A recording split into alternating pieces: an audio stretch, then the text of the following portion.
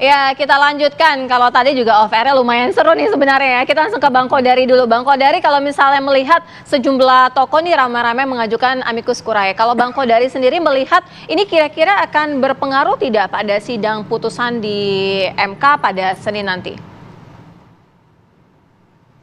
Pertama, kita kan harus tahu dulu apakah amicus curiae ini akan diberikan kesempatan atau ruang untuk dilihat atau dibaca oleh Mahkamah Konstitusi. Saya tidak tahu ya apakah kemudian penyampaian pendapat itu harus bersifat formal dalam sebuah forum seperti misalnya 4 menteri dipanggil ke Mahkamah Konstitusi atau cukup melalui surat keterangan-keterangan atau bahan-bahan yang bersifat tertulis.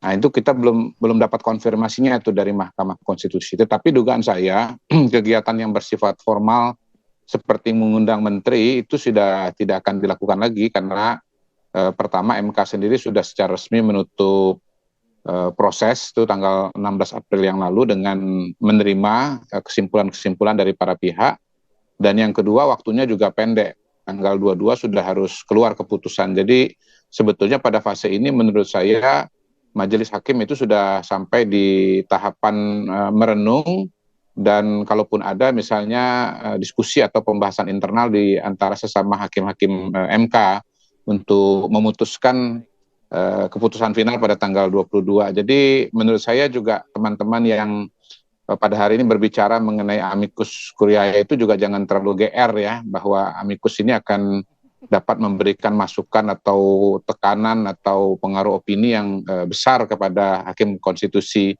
Saya pribadi melihat sebetulnya mekanisme pengadilan tokohan sebesar Megawati juga berpengaruh karena punya nilai sejarah dan sebagainya. Bahkan tadi kalau berkaca pada sejarah banyak loh dulu yang bisa dibatalkan, kata Bang Ruhut bilang begitu.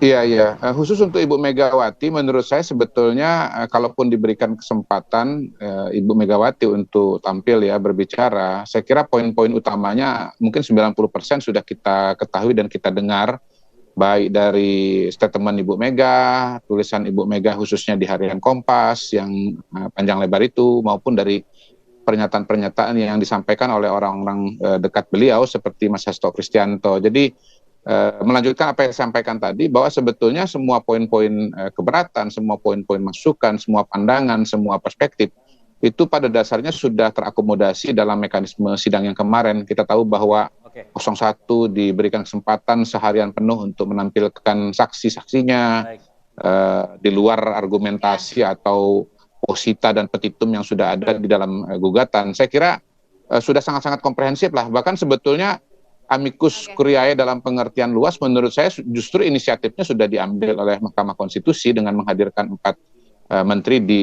di Mahkamah Konstitusi ya. Dalam pengertian luas menurut saya itu juga adalah amicus curiae sebetulnya. Oke, kita ke Bang Frits. Bang Frits, tadi Bang Ruhut bilang sebenarnya bisa saja tuh dibatalkan gitu.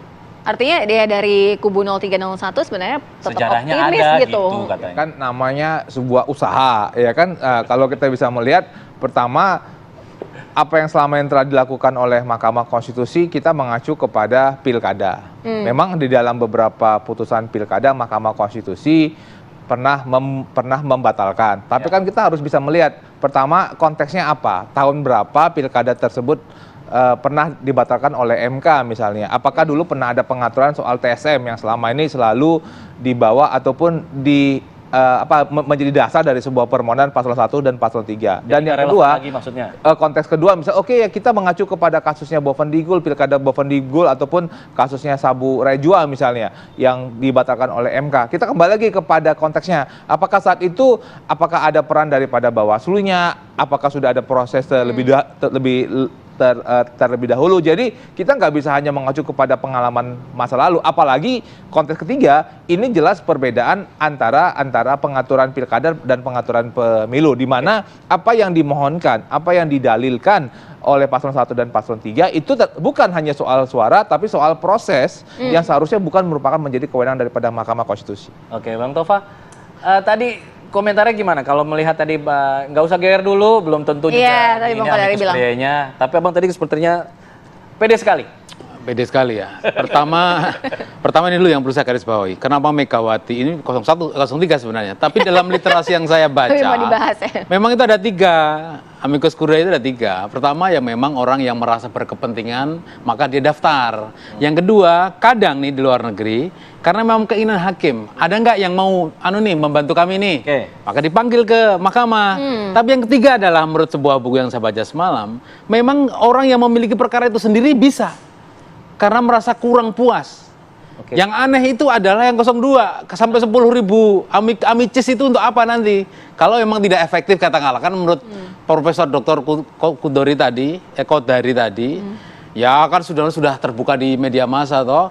Tapi nggak begitu. Ini sebenarnya pesan penting, tanda petik ya, kode bahwa pemilu kita itu bermasalah bukan karena sudah terbuka di media, sudah bisa kita tebak dan seterusnya. Bukan itu masalahnya. Tapi betapa pemilu ini menjadi keprihatinan bersama. Biasanya kalau amicus curiae itu keluar karena kejengkelan. Karena apa? Sesuatu yang dongkol nggak bisa ada solusi, sepertinya nggak ada solusi. Karena apa? Semua bermain, semua berkonspirasi, muncullah amicis ini.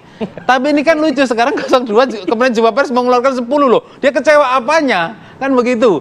Jadi ini diterima saja, tidak perlu kita berteori seperti Lampau misalkan Mas Kodari nih, paling jago nih.